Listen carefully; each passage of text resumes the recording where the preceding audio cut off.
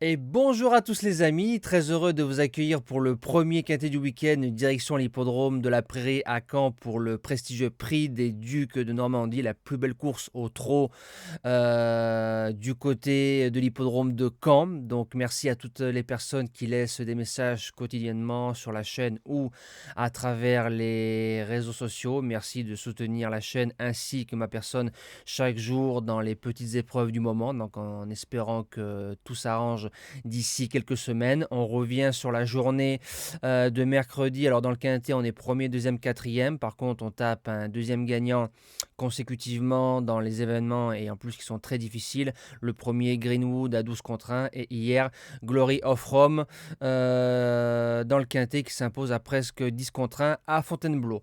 Le résultat du course par course qui s'affiche devant vous. On fait un 3 sur 4 du côté de nos objectifs. Le repéré 1 qui déçoit, le repéré 2 deuxième, le cheval du jour deuxième, le jeu bonus deuxième et le report qui passe. Alors présentation du quintet de samedi en Réunion course 3, départ 15h15 sur un parcours de 2450 mètres, corde à droite, 16 partants, le prix des Ducs. Sur ce tracé-là, on fait qu'un tour de piste. Faites attention pour ceux qui ne connaissent pas, ça va très vite et en général ça favorise les chevaux qui se mènent près de la tête. Alors j'ai essayé de trouver un cheval qui pouvait battre Étonnant. Alors si on avait eu un certain Elite Beaufour à son prime et à l'heure actuelle on a plus son frère en piste, ou bien Orsi Dream s'il avait été D4 et le Sulky d'Or, et j'ai pas trouvé de chevaux qui puissent le battre, donc je le mets en base gagnante, le numéro 16 Étonnant, qui retrouve tout son potentiel et ça fait plaisir. Le cheval il reste ferré mais ça me dérange pas, il a couru 3 fois à Caen, 2 fois sur le parcours, une fois sur un parcours de vitesse, il est invaincu, donc 3 sur 3 gagnants. Il est double tenant du titre de cette épreuve, 10-4 déféré à D4 et 11-6 ferré. Il reste ferré, Anthony Barrier qui va prendre ses responsabilités. Devant Méchant, il peut réaliser la passe de 3. L'opposition, je tente quelque chose. Le numéro 5, Happy Valley, elle aura le luxe de suivre des bons taxis, parce qu'il y a pas mal de chevaux qui vont faire course. Jean-Philippe Dubois n'a pas son pareil pour se laisser endormir et venir sur une pointe. Elle est très forte sur 300 mètres, elle va très très vite. Elle est déférée des postérieurs, elle a prouvé qu'elle pouvait lutter face à des chevaux qui pouvaient prétendre au Prix d'Amérique. On se rappelle de sa deuxième place dans le Marcel Laurent derrière le crack Ida Outillard. Sur une pointe, le podium est fort possible. Premier outsider, le numéro 9, Orsi Dream.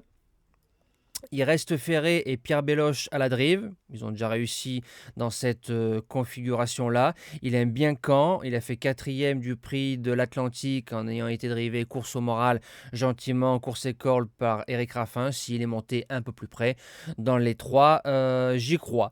Deuxième outsider, le 15, Honnet, qui s'est un peu coupé la gorge face à Étonnant dans le prix de l'Atlantique. Mais Gabriele Gelormini a joué le jeu. Et moi, j'aime bien quand on joue le jeu aux courses, surtout quand on a une première chance. Il a couru 48 fois au trot, c'est très très rare. 47 fois dans l'argent, c'est très très rare. Gagner, ce sera difficile je pense, mais dans les 5, pour moi c'est un coup sûr. Pour les chances, on commence avec le numéro 6, Gangster du Vallon, c'est la vraie course visée, deuxième en 2022 de cette épreuve-là. Il a fait troisième du GNT à Lyon, ensuite on s'est promené du côté de Saint-Brieuc, moi j'appelle un chat un chat. Il faut se rappeler qu'il avait fait deuxième du regretté Gallius dans le critérium des 5 ans pour les places. Il y a droit. En sixième position, le numéro 11, Fakir du Leuro. Il est troisième de cette épreuve en 2022 avec un mauvais parcours.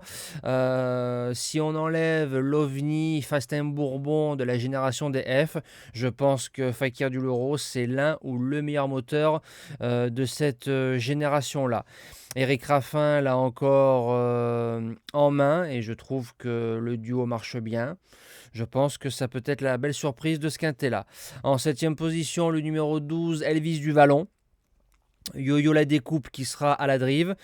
Félicitations au driver qui a fait un coup de 6 à Lisieux, 6 drives, 6 victoires. Donc je serai de la team Johan Le Bourgeois pour le Sulky d'Or. Vous connaissez, je pense maintenant, mon attachement pour ce driver-là, souvent décrié mais très sous-coté. Il a fait 5e du prix de l'Atlantique, 4e de cette épreuve en 2022. Elvis du Vallon pour être cinquième, pourquoi pas. Et j'ai quand même gardé en huitième position le numéro 14, Élite Beaufour. On a vu son frère dans le Carjac. Je ne l'ai jamais vu aussi mal courir que dans le Carjac. Très bon droitier. J'ai regardé son programme. Il a 3 courses qui arrivent d'ici le 4 juillet. Le prix Jean Rio au 25 mètres à Vincennes. Le Chambompé au même poteau. Je pense que cette course-là sera véritablement visée par l'entourage de Jean-Michel Bazir. Et le Grand Prix de Vichy le 4 juillet. Alors si on lui met une course plus pour le remettre bien, venir finir sur les autres, je me dis que pour être cinquième, pourquoi pas. Et en cas de non partant, le 7 Hokkaido GL a déjà gagné à Caen. C'est un pisteur. Voilà, question de choix. C'était soit le 14, le 8e ou soit le 7. J'ai préféré mettre le champion de Jean-Michel Bazir. Voilà. Nous, on se dit à demain pour le quintet dominical sur l'hippodrome de Paris-Longchamp. Passez un bon week-end. Une très très belle réunion du côté de Caen. Et bon jeu à tous.